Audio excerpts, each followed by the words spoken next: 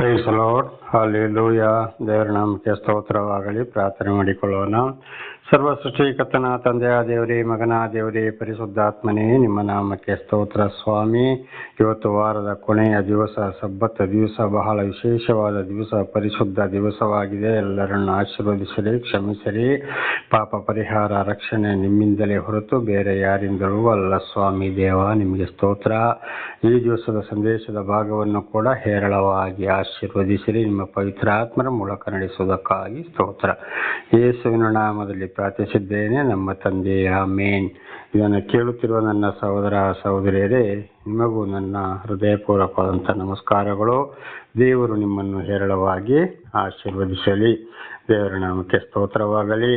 ಈ ದಿವಸದ ಸಂದೇಶದ ಭಾಗವು ಕೂಡ ದೇವರ ಆಶೀರ್ವಾದಕ್ಕಾಗಿ 8ನೇ ಆಜ್ಞೆ, ಭಾಗ 1, ಕದಿಯಬಾರದು.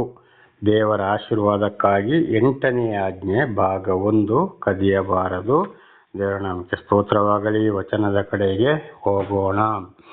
ವಿಮೋಚನಕಾಂಡ 20ನೇ ಅಧ್ಯಾಯ 15ನೇ ವಚನ. ವಿಮೋಚನಕಾಂಡ 20:15, ಕದಿಯಬಾರದು ಎಂಬುದಾಗಿ ದೇವರು ನಮ್ಮ ಜೀವಿತಕ್ಕೆ ಕೊಟ್ಟಂತ 10 ದಶಾಜ್ಞೆಗಳಲ್ಲಿ 8ನೇ ಆಜ್ಞೆ ಕದಿಯಬಾರದು. ದೇವರ ನಾಮಕ್ಕೆ ಸ್ತೋತ್ರ. ಹಾಗೆ ಇವತ್ತು ಅನೇಕರು ಏನು ಮಾಡ್ತಾ ಇದ್ದಾರೆ, ಒಂದು ಬಡತನದಲ್ಲೇ ಇರಬಹುದು, ಆದರೆ ಕದ್ದು ಜೀವನ ಮಾಡೋಕ್ಕೆ ಬಹಳ ಜನ ಪ್ರಯತ್ನ ಮಾಡ್ತಾ ಇದ್ದಾರೆ, ಕದೀತಾ ಇದ್ದಾರೆ. ಇದು ದೇವರಿಗೆ ಬಹಳ ಒಂದು ಬೇಸರವಾದ ವಿಷಯ. ಇವತ್ತು ಯೌವನಸ್ಥ ಹುಡುಗಿಯರೋ ಅಥವಾ ಪುರುಷರೋ ಸ್ತ್ರೀಯರೋ ಯಾರಾಗಿರ್ಬೋದು, ಇವತ್ತು ಅವರವರು ಚೆನ್ನಾಗಿ ದುಡಿದು ತಿನ್ನಬೇಕು ಅಂತೇಳಿ ಆ ದೇವರು ಹೇಳಿದ್ದಾರೆ. ಅದು ಬಿಟ್ಟು ಕಳ್ಳತನ ಮಾಡಿದರೆ ಖಂಡಿತವಾಗಿಯೂ ನಾವು ಬಹಳ ಸಂಪಾದನೆ ಮಾಡ್ಬೋದು, ನಮಗೆ ಕಷ್ಟ ಇಲ್ಲದ ಜೀವನ ಮಾಡ್ಬೋದು ಅಂತಲೂ ಕೂಡ ಯೋಚನೆ ಮಾಡ್ತಾ ಇದ್ದಾರೆ. ಆದರೆ ಈ ಕಳ್ಳತನದಿಂದಾಗಿ ಏನಾಗ್ತದೆ, ಇತರರ ಕೈಯಲ್ಲಿ ಪೆಟ್ಟು ತಿನ್ನಬೇಕಾಗ್ತದೆ, ದೇವರಿಂದಲೂ ಶಿಕ್ಷೆಯನ್ನು ಅನುಭವಿಸಬೇಕಾಗ್ತದೆ. ಸರ್ಕಾರದ ಕಾನೂನಿನ ಪ್ರಕಾರ ಪೊಲೀಸ್ನವರ ಕೈಲಿಯೂ ಶಿಕ್ಷೆ ಅನುಭವಿಸಬೇಕಾಗಿದೆ. ಆಮೇಲೆ ಕೋರ್ಟು, ಜೈಲು, ಕೇಸು, ನಾನಾ ರೀತಿ ಕಷ್ಟ, ಸಂಕಟ, ದುಃಖಗಳು. ಅನೇಕರು ಗುಂಡಿಗೆ ಬಲಿಯಾಗ್ತಾರೆ. ಇವತ್ತು ಅನೇಕ ಕಳ್ಳತನ ಮಾಡೋರು ಕೂಡ ಪೊಲೀಸರ ಕೈಯಲ್ಲಿಯೂ ಆರ್ಮಿಯವರ ಕೈಯಲ್ಲಿ ಕೂಡ ಇವತ್ತು ಗುಂಡಿಗೆ ಬಲಿಯಾಗ್ತಾ ಇದ್ದಾರೆ. ಕಾರಣ ಕದಿಯುವಂಥದ್ದು. ಅದು ಬಹಳ ಒಂದು ದೊಡ್ಡ ತಪ್ಪು. ಚೆನ್ನಾಗಿ ದುಡಿದು ಜೀವನ ಮಾಡಬೇಕು. ಒಂದು ವೇಳೆ ಸಂಪಾದನೆ ಕಡಿಮೆ ಆದರೂ ಕೂಡ ಅದು ದೇವರಿಂದಲೇ ಬಂತಂಥದ್ದು. ಇರುವಂಥದ್ರಲ್ಲಿ ಎಷ್ಟು ಇದೆ ಅಷ್ಟರಲ್ಲೇ ನಾವು ಇವತ್ತು ದಿವಸವನ್ನು ನಮ್ಮನ್ನು ನಾವೇ ತಗ್ಗಿಸಿಕೊಂಡು ಏನು ಮಾಡಬೇಕು, ಮುಂದೆ ಸಾಗಬೇಕಾಗಿದೆ. ಅದರಲ್ಲೇ ನಮ್ಮ ಜೀವನವನ್ನು ಸಾಗಿಸಬೇಕಾಗಿದೆ. ಇರುವುದರಲ್ಲೇ ತೃಪ್ತಿ ಪಡಬೇಕು. ಆದಿಕಾಲದ ಪ್ರವಾದಿಗಳು, ಸಾಕ್ಷಿಗಳು ಕೂಡ ಹಾಗೆ ಆದರು. ದೇವರ ನಾಮಕ್ಕೆ ಸ್ತೋತ್ರವಾಗಲಿ. ಇದರಲ್ಲಿ ಹೊಸ ಒಡಂಬಡಿಕೆಯಲ್ಲಿ ಅಪೊಸ್ತಲರಾದ ಪೌಲರು ಕೂಡ ನಾನು ಇರೋದ್ರಲ್ಲೇ ತೃಪ್ತಿ ಪಡುವನಾಗಿದ್ದೇನೆ, ಸಂತೋಷಗೊಳ್ಳುವನಾಗಿದ್ದೇನೆ ಎಂಬುದಾಗಿ ಹೇಳಿದ್ದಾರೆ. ಹಾಗೆ ಅನೇಕರು ಏನು ಮಾಡ್ತಾ ಇದ್ದಾರೆ, ಇವತ್ತು ಅನೇಕರ ಮನೆ ನುಗ್ತಾ ಇದ್ದಾರೆ, ಬೆಳ್ಳಿ ಬಂಗಾರ ಕದೀತಾ ಇದ್ದಾರೆ, ಬ್ಯಾಂಕ್ ದರೋಡೆ ಮಾಡ್ತಾ ಇದ್ದಾರೆ, ನಾನಾ ರೀತಿಯಲ್ಲಿ ಕಡೆಗೆ ಬಹಳ ಶಿಕ್ಷೆಯನ್ನು ಅನುಭವಿಸ್ತಾರೆ. ಕಡೆಗೆ ಅಯ್ಯೋ ಅಯ್ಯೋ ಅಯ್ಯೋ ಯಾಕೆ ಬೇಕಿತ್ತಪ್ಪ ಅಂತ ಆಮೇಲೆ ಯೋಚನೆ ಬರ್ಬೋದು.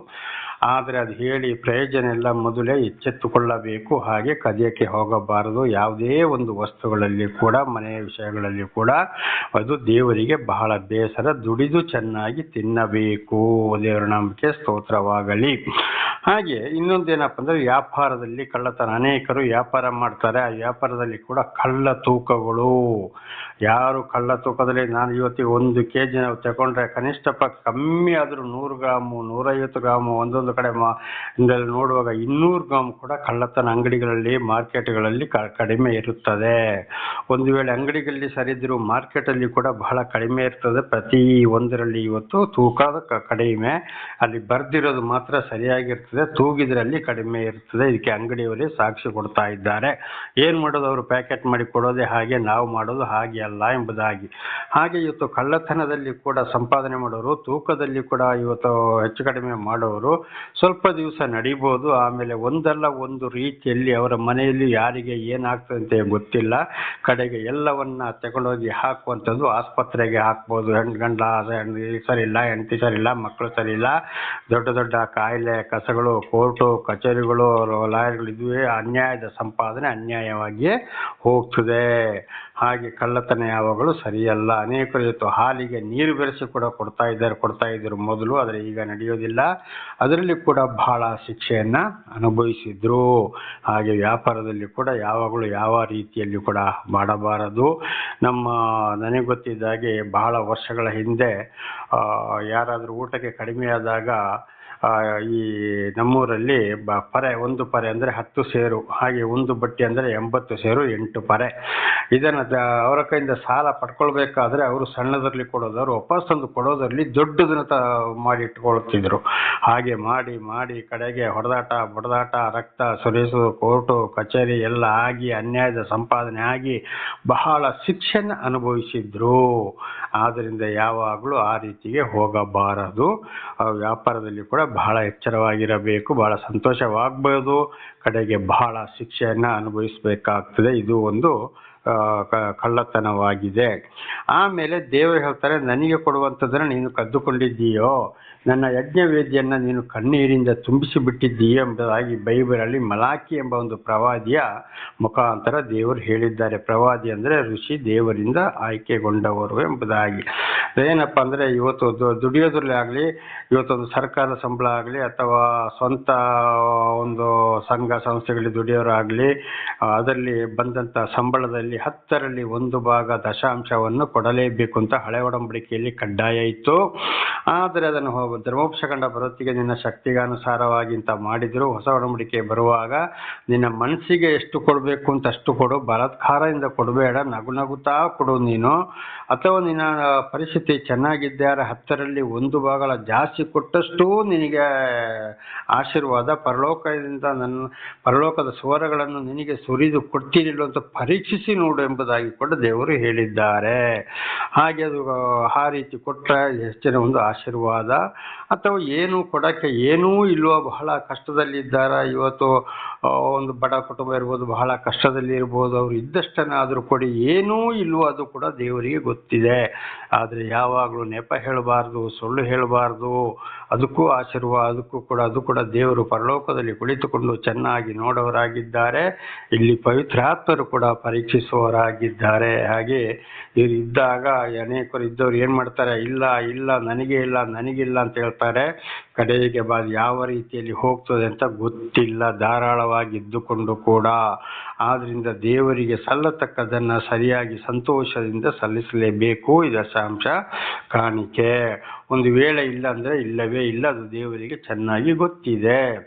ಹಾಗೆ ಇವತ್ತು ವ್ಯವಸಾಯಗಳಲ್ಲಿ ಕೂಡ ಮಾಡೋದ್ರಲ್ಲಿ ಪ್ರಥಮ ಫಲವನ್ನು, ಪ್ರತಿಯೊಂದು ವ್ಯವಸಾಯದಲ್ಲಿ ಪ್ರಥಮ ಫಲವನ್ನು ದೇವರಿಗೆ ದಶಾಂಶ ಕಾಣಿಕೆ ಸಲ್ಲಿಸಬೇಕು. ಅದು ಕೂಡ ಅನೇಕರು ಇವತ್ತು ಗೊತ್ತಿದ್ದು ಕೂಡ ಸಲ್ಲಿಸ್ತಾ ಇಲ್ಲ, ಗೊತ್ತಿಲ್ಲದವರಂತೂ ಇಲ್ಲ, ಗೊತ್ತಿದ್ದವರು ಕೂಡ ಸಲ್ಲಿಸ್ತಾ ಇಲ್ಲ. ಅದು ಕೂಡ ದೇವರಿಂದ ಕದ್ದುಕೊಳ್ಳೋರಾಗಿದ್ದಾರೆ. ಅದರಲ್ಲಿಯೂ ಕಡೆಗೆ ಬಹಳ ಕಷ್ಟ, ಸಂಕಟ, ದುಃಖ, ನಷ್ಟಗಳನ್ನು ಅನುಭವಿಸಬೇಕಾಗ್ತದೆ.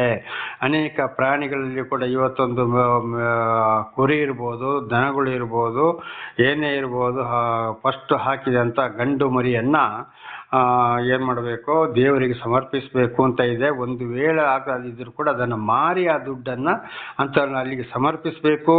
ಆ ಸೇವಕರುಗಳು ಅದನ್ನು ಬೇಕಾದರೆ ತಗೊಳ್ಬೋದು ಅಥವಾ ಮಾರಿಬಿಟ್ಟು ದುಡ್ಡು ತಗೊಳ್ಬೋದು, ಏನು ಬೇಕಾದರೂ ಮಾಡ್ಬೋದು. ಅದನ್ನು ಕೂಡ ಮಾಡಲೇಬೇಕು. ಆದರೆ ಇವತ್ತು ಅದನ್ನು ಕೂಡ ಮಾಡ್ತಾ ಇಲ್ಲ. ಏನೋ ಅಲ್ಪ ಸ್ವಲ್ಪ ಕೊಡ್ತಾರೆ, ತಗೊಳ್ಳಿ ದಶಾಂಶ ಕಾಣಿಕೆ, ಅದರದ್ದು ಇದ್ದರದ್ದು ಅಂತೇಳಿ. ಅದರಲ್ಲಿ ಕೂಡ ಸರಿಯಾಗಿ ಇವತ್ತು ನಡ್ಕೊಳ್ತಾ ಇಲ್ಲ. ಅದರಲ್ಲಿ ಕೂಡ ಕದಿಯವರಾಗಿದ್ದಾರೆ. ಅದು ಕೂಡ ನಾನಾ ರೀತಿಯಲ್ಲಿ ಯಾವ ರೀತಿ ಕಡೆಗೆ ನಷ್ಟವನ್ನು ಅನುಭವಿಸಬೇಕು ಅಂತೇಳಿ ಗೊತ್ತಿಲ್ಲ. ಅನೇಕರು ಹಾಲು ಬಿಲ್ಲು ಬರುವಾಗಲೂ ಅಷ್ಟೇ, ಮೊದಲು ಭಾಳ ಜೋರಾಗಿ ಹೇಳಿಬಿಡ್ತಾರೆ, ಹಾಗೆ ಹೀಗೆ ಅಷ್ಟು ಕೊಡ್ತೀನಿ ಇಷ್ಟು ಕೊಡ್ತೀನಿ ಅಂತ ಬಂದಾಗ ಕೈ ಗುಡ್ಡಾಗ್ತದೆ. ಆಮೇಲೆ ಅಲ್ಪ ಸ್ವಲ್ಪ ಕೊಟ್ಟು ಕೈ ತುಳ್ಕೊಳ್ಳೋರಾಗಿದ್ದಾರೆ. ಅದರಲ್ಲಿಯೂ ಬಹಳ ಶಿಕ್ಷೆಯನ್ನು ಅನುಭವಿಸಬೇಕಾಗ್ತದೆ. ಉದಾಹರಣೆಗೆ ಬೈಬಲಲ್ಲಿ ಅಪೊಸ್ತಲರ ಕೃತ್ಯದಲ್ಲಿ ಸಫೈರ ಮತ್ತು ಅನನ್ಯ ಗಂಡ ಹೆಂಡತಿಯರು, ನಾವೆಲ್ಲ ನಿಮ್ಮ ಆಸ್ತಿಯನ್ನು ತಂದು ನಾವು ಯಾಜಕರ ಪಾದದಲ್ಲಿ ಇರ್ತೀವಿ ಅಂತ ಹೇಳಿದ್ರು. ಕಡೆಗೆ ಮಾರಿದ ಮೇಲೆ ಬಹಳ ಹಣ ಬಂತು, ಸ್ವಲ್ಪವನ್ನ ಸಲ್ಲಿಸಿದ್ರು. ಪೇತ್ರ ಕೇಳ್ತಾನೆ ಇಷ್ಟೇ ಎಂಬುದಾಗಿ, ಹೌದು ಅಂತ ಹೇಳ್ತಾರೆ. ಗಂಡ ಹೆಂಡತಿ ಇಬ್ರು ಸಾಯ್ತಾರೆ, ಕಾರಣ ಸುಳ್ಳು ಹೇಳಿದ್ದು. ಕೊಡ್ತೀನಿ ಅಂತೇಳಿ ಅವ್ರ ಹತ್ರ ಧಾರಾಳವಾಗಿತ್ತು ಅಥವಾ ಕೊಡ್ಬೋದಿತ್ತು, ಅವರಿಗೇನು ಕಡಿಮೆ ಆಗಿರಲಿಲ್ಲ, ಕೊಡಲಿಲ್ಲ, ಕಡೆಗೆ ಸಾವನ್ನಪ್ಪಿದರು. ಹಾಗೆ ನಾನು ಇವತ್ತು ನಿಮಗೆ ಶಾಪ ಹಾಕ್ತಾ ಇರೋದಲ್ಲ, ವಿಷಯಗಳನ್ನು ಬೈಬಲಲ್ಲಿ ನಡೆದಿರುವಂಥ ವಿಷಯಗಳನ್ನ ನಾನು ಹೇಳ್ತಾ ಇರೋದು. ಅದು ಇವತ್ತು ಕೂಡ ನಡೀತಾ ಇದೆ, ಗೊತ್ತಿಲ್ಲದವ್ರಿಗೆ ಕೂಡ ನಡೀತಾ ಇದೆ. ಅಯ್ಯೋ ಯಾಕೆ ಕಷ್ಟ, ಯಾಕೆ ನನ್ನ ಮಗ, ಯಾಕೆ ನನಗೆ, ಯಾಕೆ ಹೀಗೆ, ನನ್ನ ಮಗಳಿಗೆ ಯಾಕೆ ಹೀಗಾಯಿತು, ಯಾಕೆ ಕಷ್ಟ ಸಂಕಟ ದುಃಖಗಳು, ಆ ಪೂಜೆ ಮಾಡಿದೆ, ಈ ಪೂಜೆ ಮಾಡಿದೆ, ಅಲ್ಲಿ ಹೋದೆ, ಇಲ್ಲಿ ಹೋದೆ, ಒಂದು ನಡೆಯೋದಿಲ್ಲ ಸಹೋದರ ಸಹೋದರರೇ. ದೇವರಿಗೆ ಸಲ್ಲತಕ್ಕದ್ದನ್ನು ಸಲ್ಲಿಸಲೇಬೇಕು. ಯಾರಿಗೆ? ಕುರುಡರು, ಕುಂಟರು, ಮೋಟ್ರು, ಕಿವುಟರು, ಅನಾಥ ಮಕ್ಕಳು, ಅನಾಥ ವೃದ್ಧರು, ಅನಾಥ ಆಶ್ರಮಗಳಿಗೆ, ಬಹಳ ಕಷ್ಟ ಸಂಕಟ ದುಃಖದಲ್ಲಿ ಇದ್ದಂಥ ಬಡ ಕುಟುಂಬಗಳಿಗೆ, ಮನೆ ಕಟ್ಟಲಿಕ್ಕೆ, ಮದುವೆ ಮಾಡಲಿಕ್ಕೆ, ವಿದ್ಯಾಭ್ಯಾಸಕ್ಕೆ, ಆಸ್ಪತ್ರೆಗೆ ಹೋಗ್ಲಿಕ್ಕೆ ಇಲ್ಲದವರಿಗೆ, ಇಂಥವರಿಗೆ ಮತ್ತೆ ಏನೂ ಇಲ್ಲದೆ ಎಲ್ಲರಿಂದ ಬಹಿಷ್ಕಾರ ಹಾಕಲ್ಪಟ್ಟು ಸದ್ಯದಿನ ಇದ್ದಾಗೆ ಸತ್ಯ ಸುವಾರ್ತೆಯನ್ನು ಮರೆ ಮಾಚದೆ ಲೋಕದ ಆಸೆ ಪಾಸೆಗಳಿಗೆ ಆಸೆ ಪಡದೆ ಯಾರು ಏನು ಇಲ್ಲದೆ ದೇವರ ವಿಷಯವನ್ನು ಸಾರ್ತಾ ಹೋಗ್ತಾರೋ ಇಂಥವರಿಗೆ ಆಗಿದೆ ಪ್ರಥಮ ಸ್ಥಾನ. ದೇವರಿಗೆ ಸ್ತೋತ್ರವಾಗಲಿ. ಇದುವೇ ಇವತ್ತು ದಶಾಂಶ ಕಾಣಿಕೆಯನ್ನು ಸಲ್ಲಿಸುವಂಥದ್ದು. ದೇವರ ನಾಮಕ್ಕೆ ಸ್ತೋತ್ರವಾಗಲಿ. ಸುಳ್ಳು ಸುಳ್ಳು ಹೇಳಿ ಆಡಂಬರ ಮಾಡಿಕೊಂಡು ಏನಿಲ್ಲ ಐಶ್ವರ್ಯಮ ಜೀವನ ನಡೆಸೋರಿಗೆ, ಅಂತ ಸೇವಕರಿಗಲ್ಲ, ಅಂತ ಬ್ರಾಹ್ಮಣಗಳಿಗೂ ಅಲ್ಲ, ಅಂತ ಪೂಜಾರಿಗಳಿಗೂ ಅಲ್ಲ, ಅಂತ ಆಶ್ರಮಗಳಿಗೂ ಕೂಡ ಅಲ್ಲ. ದೇವರ ನಾಮಕ್ಕೆ ಸ್ತೋತ್ರವಾಗಲಿ. ಇದುವೇ ಆಗಿದೆ ದಶಾಂಶ ಕಾಣಿಕೆಯನ್ನು ಸಲ್ಲಿಸುವಂಥದ್ದು. ಇಲ್ಲ ಇದ್ರೆ ಬಹಳ ಅಲ್ಪ ಸ್ವಲ್ಪ ಕೊಡ್ತಾರೆ, ಕಡೆಗೆ ಏನು ಮಾಡ್ತಾರೆ, ಸುಮ್ಮನೆ ಆಗ್ಬಿಡ್ತಾರೆ, ಕಡೆಗೆ ಅದರಿಂದ ಬಹಳ ಶಿಕ್ಷೆಯನ್ನು ಅನುಭವಿಸಬೇಕಾಗ್ತದೆ. ಇದಾಗಿದೆ ದೇವರಿಂದ ಕದ್ದುಕೊಳ್ಳುವಂಥದ್ದು. ಆಮೇಲೆ ಗಂಡ ಹೆಂಡತಿ ಮಕ್ಕಳಲ್ಲಿ ಕೂಡ ಇವತ್ತು ಏನು ಮಾಡ್ತಾರೆ, ಗಂಡಂದಿರ ಜೋಬಿಂದ ಒಂದೊಂದು ಹೆಂಡತಿಯರು ದುಡ್ಡು ಕದಿಯವರಾಗಿದ್ದಾರೆ. ಕಡೆಗೆ ಗಂಡಗಳು ನನಗೆ ಗೊತ್ತೇ ಇಲ್ಲ, ಗೊತ್ತೇ ಇಲ್ಲ, ಗೊತ್ತೇ ಇಲ್ಲ. ಇದು ಕೂಡ ಅಲ್ಲಿ ಏನಾಗ್ತದೆ, ಅವರೊಳಗೆ ಜಗಳ ಬರಲು ಕಾರಣ ಈ ಕದಿಯುವ ವಿಷಯದಿಂದಲೂ ಕೂಡ ಗಂಡ ಹೆಂಡತಿ ಜಗಳ ಅಲ್ಲಿ ಬಂದೇ ಬರ್ತದೆ. ಕೆಲವು ಹೆಂಡತಿಯರು ಏನಾದರೂ ಸಂಪಾದನೆ ಮಾಡಿ ಅಲ್ಲಿ ಇಟ್ಟರೆ ಸ್ವಲ್ಪ ಮಕ್ಕಳಿಗೆ ಬೇಕಾಗ್ತದೆ ಅಂತ ಹೇಳಿ ಹೆಂಡತಿಯರು ಬಚ್ಚಿ ಇಟ್ಟರೆ ಗಂಡಂದಿರು ಸ್ವಲ್ಪ ನಾನಾ ರೀತಿಯ ಕುಡುಕತನ ಇರ್ಬೋದು ಅಥವಾ ಬೇರೆ ಯಾವುದೇ ಚಟದಲ್ಲಿ ಇರಬಹುದು ಅಂತ ಹೆಂಡತಿಯರು ಬಹಳ ಜಾಗೃತಿಯಾಗಿರ್ತಾರೆ. ಅಂಥವ್ರ ಹೆಂಡತಿಯರು ಇದನ್ನೇ ಕೆಲವರು ಗಂಡತಿಯರು ಕದೀತಾರೆ. ಕಡೆಗೆ ಅದರಲ್ಲಿಯೂ ಜಗಳಗಳು ಬರ್ತವೆ, ಹೊಡೆದಾಟಗಳು ಆಗ್ಬೋದು. ಹಾಗೆ ದಯವಿಟ್ಟು ಆ ರೀತಿ ಆಗಬಾರದು. ಗಂಡ ಹೆಂಡತಿಯರು ಕೂಡ ಬಹಳ ಎಚ್ಚರ ಇರಬೇಕು. ಅನೇಕ ಮಕ್ಕಳು ಕೂಡ ತಂದೆ ತಾಯಿ ಏನಾದರೂ ಶೇಖರಿಸಿಟ್ಟರೆ ಮಕ್ಕಳು ಕೂಡ ಅದನ್ನು ಕದಿಯೋರಾಗಿದ್ದಾರೆ. ಕಡೆಗೆ ಹಾಗೆ ಬರ್ತಾ ಬರ್ತಾ ಬರ್ತಾ ಕಳ್ಳತನ, ಸಣ್ಣ ಕಳ್ಳತನ ಮಾಡಿ ಮಾಡಿ ಮಾಡಿ ದೊಡ್ಡ ಕಳ್ಳತನಕ್ಕೆ ಹೋಗಿ ಇತರರ ಮನೆಯಿಂದಲೂ ಕದಿಯುವಂಥ ಒಂದು ಸಂದರ್ಭ ಬರ್ಬೋದು. ಯೌವನಸ್ಥ ಪ್ರಾಯದಲ್ಲಿ ಕೂಡ ಅದೇ ಚಟಕ್ಕೆ ಮುಂದುವರಿಯುವುದು. ಕಡೆಗೆ ಆಗಲೇ ಹೇಳಿದಾಗೆ ಅವರು ನಾನಾ ಥರ ಜನರ ಕೈಲಿ ಪಟ್ಟು ತಿನ್ಬೋದು, ಪೊಲೀಸ್ನವರ ಕೈಲಿ ಪಟ್ಟು ತಿನ್ಬೋದು, ಕೋರ್ಟಿಗೂ ಹೋಗ್ಬೋದು, ಜೈಲಿಗೂ ಹೋಗ್ಬೋದು, ಅವರು ಕೊಲೆ ಆಗ್ಬೋದು, ಇತರನ್ನು ಕೊಲೆ ಮಾಡಬಹುದು, ಅಲ್ಲಿವರೆಗೆ ಹೋಗ್ತದೆ. ಒಂದು ಸಣ್ಣ ಇವತ್ತೀಗ ಒಂದು ಉದಾಹರಣೆಗೆ ಒಂದು ದೊಡ್ಡ ಮಡಿಕೆಯಲ್ಲಿ ಹಾಲು ನಾವು ಶೇಖರಿಸಿಡೋಣ, ಒಂದು ತೊಟ್ಟು ಹುಳಿ ಅದಕ್ಕೆ ಏನಾದರೂ ಬಿದ್ದರೆ ಅದು ಇಡೀ ಹಾಲನ್ನೇ ಕೆಡಿಸಿಬಿಡ್ತದೆ. ಹಾಗೆ ಚಿಕ್ಕಂದಿನಲ್ಲಿ ಮಾಡುವಂಥ ಒಂದು ಸಣ್ಣ ಕಳ್ಳತನ ಅಥವಾ ಸಣ್ಣ ಒಂದು ಅಭ್ಯಾಸ ಅಥವಾ ಇತರರೊಂದಿಗೆ ಸೇರಿ ಅದಕ್ಕೆ ಏನಾದರೂ ಗುಲಾಮರಾದರೆ ಅದು ಬಹಳ ದೊಡ್ಡೊಂದು ಶಿಕ್ಷೆಗೆ ಕೊಂಡೊಯ್ಯುತ್ತದೆ. ಆದ್ದರಿಂದ ಬಹಳ ಎಚ್ಚರವಾಗಿರಬೇಕು, ಕದಿಯುವ ಕೆಲಸಕ್ಕೆ ಹೋಗಬಾರದು. ಆಮೇಲೆ ಇನ್ನೊಂದು ಕಳ್ಳತನ ಏನಪ್ಪ ಅಂದರೆ ಈ ಪ್ರಾಣಿಗಳನ್ನು ಕಳ್ಳತನ ಮಾಡುವಂಥದ್ದು. ಅನೇಕರು ದನಗಳನ್ನು, ಎಮ್ಮೆಗಳನ್ನು, ಕೋಣಗಳನ್ನು, ಎತ್ತುಗಳನ್ನು ಕಳ್ಳತನ ಮಾಡ್ತಾರೆ. ತಗೊಳ್ಳೋಕೆ ಅದು ಆಗ್ಬೋದು, ಸಾಕ್ಬೋದು, ಕೊಯ್ಬೋದು, ಏನೇನೋ ಮಾಡ್ಬೋದು. 1 ಸಲ 2 ಸಲ 3 ಸಲ 4 ಸಲ 5 ಸಲ ಕಡೆಗೆ 1 ಸಲ ಸಿಕ್ಕಾಕೊಳ್ತಾರೆ. ಅದರಲ್ಲಿಯೂ ನಾನಾ ಥರದ ಕಾನೂನಿನ ಪ್ರಕಾರ ಶಿಕ್ಷೆಗೆ ಒಳಗಾಗ್ತಾರೆ. ಜನಗಳ ಕೈಲಿ ಪೆಟ್ಟು ತಿನ್ಬೋದು, ಗುಂಡೇಟು ತಿನ್ಬೋದು, ಜೈಲಿಗೆ ಹೋಗ್ಬೋದು, ಕೇಸ್ ಹಾಕೊಳ್ಬೋದು, ವಾಹನ ಸೀಸ್ ಆಗ್ಬೋದು. ಕಾರಣ ಈ ಕದಿಯೋದು ಇದು ಕೂಡ ದೇವರಿಗೆ ಬಹಳ ಬೇಸರ. ಇದಕ್ಕೆ ಹೇಳೋದು ಕದಿಯಕ್ಕೆ ಹೋಗಬಾರದು. ಇನ್ನು ಕೆಲವರಿಗೆ ವಾಹನಗಳನ್ನು ಕದಿಯುವಂಥದ್ದು ಇದೆಲ್ಲವನ್ನ ನೋಡ್ತಾ ಇದ್ದೇವೆ. ಕಾರ್ ಇರ್ಬೋದು, ಜೀಪ್, ಅಂದರೆ ಜಾಸ್ತಿ ದ್ವಿಚಕ್ರ ವಾಹನಗಳನ್ನು ಕಡೆಗೆ ಒಂದಲ್ಲ ಒಂದು ಸಲ ಸಿಕ್ಕ ಹಾಕೊಳ್ತಾರೆ. ಆವಾಗ ಸಂಪೂರ್ಣವಾಗಿ ಇದರ ಬಡ್ಡಿ ಸಮೇತ ಶಿಕ್ಷೆಯನ್ನು ಅನುಭವಿಸ್ತಾರೆ. ಕಾರಣ ದೇವರ ಮಾತಿಗೆ ಅವಿಧೇಯರಾಗಿ ನಡೆಯುವಂಥದ್ದು. ಇನ್ನು ಕೆಲವರು ಮಕ್ಕಳನ್ನು ಕೂಡ ಕಳ್ಳತನ ಮಾಡೋರಾಗಿದ್ದಾರೆ. ಈಗ ಒಬ್ಬರಿಗೆ ಬರೀ ಹೆಣ್ಣು ಮಕ್ಕಳೇ ಇದ್ರೆ, ಗಂಡು ಮಕ್ಕಳು ಇಲ್ಲ ಇದ್ರೆ ಆಸ್ಪತ್ರೆಯಲ್ಲಿ ಅಲ್ಲಿ ಆ ನರ್ಸ್ಗಳಿಗೆ ದುಡ್ಡು ಕೊಟ್ಟು ಇಳುವರಿ ಆದಾಗಿ ಅಲ್ಲಿ ಡೆಲಿವರಿ ಆದಾಗ ಏನು ಮಾಡ್ತಾರೆ, ಗಂಡು ಮಗುನ ಈ ಕಡೆ ಹೆಣ್ಣು ಮಗುನ ಆ ಕಡೆ ಇಡ್ತಾರೆ. ಇದು ಕೂಡ ಒಂದು ಕಳ್ಳತನನೇ. ಕೆಲವರು ಆಸ್ಪತ್ರೆಯಿಂದಲೇ ಮಗುವನ್ನು ಕಳ್ಳತನ ಮಾಡೋರು ಇದ್ದಾರೆ. ಕೆಲವರು ಹಾಗೆಯೇ ಹುಂಚಿ ಹಾಕೊಂಡು ಎಲ್ಲಿಂದಲೋ ಬಂದು ಮಕ್ಕಳನ್ನ ಕದ್ದು ತಗೊಂಡೋಗಿ ಇನ್ನೊಬ್ಬರ ಮನೆಯಲ್ಲಿ ಜೀತಕ್ಕೆ ಇಡೋರು ಆಗಿದ್ದಾರೆ, ಮಾರೋರು ಕೂಡ ಆಗಿದ್ದಾರೆ. ಕಡೆಗೆ ಸ್ವಲ್ಪ ಸಮಯ ನಡೆಯಬಹುದು, ಆಮೇಲೆ ಅವರು ಬಹಳ ದೊಡ್ಡ ಶಿಕ್ಷೆಯನ್ನು ಅನುಭವಿಸಬೇಕಾಗ್ತದೆ. ಇದಾಗಿದೆ ಮಕ್ಕಳ ಕಳ್ಳತನ ಕೂಡ. ಅದಕ್ಕೆ ದೇವರ ವಾಕ್ಯದಲ್ಲಿ ಹೇಳ್ತದೆ, ಹಿಂದೆ ಇಸ್ರಾಯೇಲರಿಗೆ ಮೋಶೆ ಮುಖಾಂತರ ಹೇಳಿದ್ರು ಕದಿಯಬಾರದು ಎಂಬುದಾಗಿ. ಹಾಗೆ ಇದೆಲ್ಲವೂ ಕಳ್ಳತನಕ್ಕೆ ಸಂಬಂಧಪಟ್ಟಿದ್ದು. ಇದು ಕೂಡ ದೇವರಿಗೆ ಬೇಸರ. ದೇವರು ದರ್ಶನ ಕೊಟ್ಟವರಾದ ನಮಗೆ ಏನಾದರೂ ಅಂಥದ್ದು ಏನಾದರೂ ಇರುವುದಿದ್ರೆ, ದರ್ಶನ ಕೊಟ್ಟವರಲ್ಲಿ, ದೇವರೊಂದಿಗೆ ಜೀವಿಸಲು ಹೊರಟವರಲ್ಲಿ ದೇವರು ಯಾರನ್ನು ನಡೆಸ್ತಾರೋ ಖಂಡಿತವಾಗಿ ಸುಳ್ಳು ಹೇಳಬಾರದು, ಕದಿಯಬಾರದು. ಆದರೆ ಇವತ್ತು ಅನೇಕರು ದೇವರ ಸೇವಕರು ಅಂತ ಹೇಳುವಲ್ಲಿ ದಶಾಂಶ ಕೊಡಬೇಕು, ಕಾಣಿಕೆ ಕೊಡಬೇಕು, ನಿಮಗೆ ಶಾಪ ಬರ್ತದೆ, ಶಾಪ ಬರ್ತದೆ, ಶಾಪ ಬರ್ತದೆ. ಶಾಪ ಅಲ್ಲ, ಅದು ಯಾರು ಕೊಡಬೇಕು, ಯಾರಿಗೆ ಕೊಡಬೇಕು, ಎಷ್ಟು ಕೊಡಬೇಕು ಅಂತ ಅದನ್ನು ತಿಳಿಸ್ತಾ ಇಲ್ಲ. ಅದರಲ್ಲಿ ಕೂಡ ಅವ್ರು ಏನು ಮಾಡ್ತಾರೆ, ಅವ್ರ ಐಶ್ವರ್ಯಮ ಜೀವನ, ದೊಡ್ಡ ದೊಡ್ಡ ಬಟ್ಟೆಗಳು, ದೊಡ್ಡ ದೊಡ್ಡ ಸೂದುಗಳು, ಆಮೇಲೆ ದೊಡ್ಡ ದೊಡ್ಡ ಗಾಡಿಗಳು, ದೊಡ್ಡ ದೊಡ್ಡ ಮೊಬೈಲ್ಗಳು, ಅವರಿಗೂ ಅವರ ಗಂಡ ಹೆಂಡತಿ ಮಕ್ಕಳು, ಅಲ್ಲಿಂದ ಇವರದ್ದೆಲ್ಲ ಫೋಟೋ ತೆಗೆದು ಹೊರಗಡೆ ಕಳಿಸೋದು, ಅಲ್ಲಿಂದ ಬೇಕಾದ ದುಡ್ಡು ತರಿಸೋದು, ಅದರಲ್ಲಿ ಇವರು ತಿನ್ನೋದು, ಈ ರೀತಿ ಕಳ್ಳತನ. ಇದು ಕೂಡ ಇವತ್ತು ಅನೇಕ ಸೇವಕರುಗಳು ಶಿಕ್ಷೆಯನ್ನು ಅನುಭವಿಸ್ತಾ ಇದ್ದಾರೆ, ಅನುಭವಿಸಿದ್ದಾರೆ, ಅನುಭವಿಸ್ತಲೇ ಇದ್ದಾರೆ. ಇದೆಲ್ಲ ಕಣ್ಣಿಗೆ ಕಂಡಿದೆ, ಕಾಣ್ತಲೇ ಇದ್ದೇನೆ. ದೇವರ ನಾಮಕ್ಕೆ ಸ್ತೋತ್ರವಾಗಲಿ. ಆದ್ದರಿಂದ ನನ್ನ ಸಹೋದರ ಸಹೋದರಿಯರೇ, ನಾವು ಇತರರಾಗಿ ಯಾರ ಹಾಗೆಯೂ ಆಗಬಾರದು, ಯಾವುದೇ ಕಾರಣಕ್ಕೂ ಕಳ್ಳತನಕ್ಕೆ ಹೋಗಬಾರದು. ಪ್ರತಿಯೊಂದು ವಿಷಯದಲ್ಲಿ ಈಗಾಗಲೇ ತಿಳಿದ ಹಾಗೆ ಚೆನ್ನಾಗಿ ದುಡಿಬೇಕು, ತಿನ್ನಬೇಕು. ಸಾಧ್ಯವಾದಷ್ಟು ಮಟ್ಟಿಗೆ ಸಂಪಾದನೆ ಕಡಿಮೆ ಆದರೂ ಕೂಡ ಕೊಟ್ಟಿದ್ದರಲ್ಲಿ ನಾವು, ಸಿಕ್ಕಿದ್ದರಲ್ಲಿ ನಾವು ಜೀವನ ಸಾಗಿಸ್ತಾ ಮುಂದೆ ದೇವರಿಗೆ ಒಂದು ನಮಸ್ಕಾರವನ್ನು ಹೇಳುತ್ತಾ, ಸ್ತೋತ್ರ ಹೇಳುತ್ತಾ ಮುಂದೆ ಜೀವನವನ್ನು ಸಾಗಬೇಕು. ಪ್ರಾರ್ಥನೆಯೊಂದಿಗೆ ಆಗಲೇ ದೇವರು ಆಶೀರ್ವಾದ ಮಾಡೋರಾಗಿದ್ದಾರೆ. ಇದರ ಬಗ್ಗೆ ಮಕ್ಕಳನ್ನು ಕೂಡ ಬಹಳ ಚೆನ್ನಾಗಿ ಎಚ್ಚರಿಸಬೇಕಾಗಿದೆ. ಪ್ರಾರ್ಥನೆ ಮಾಡಿಕೊಳ್ಳೋಣ.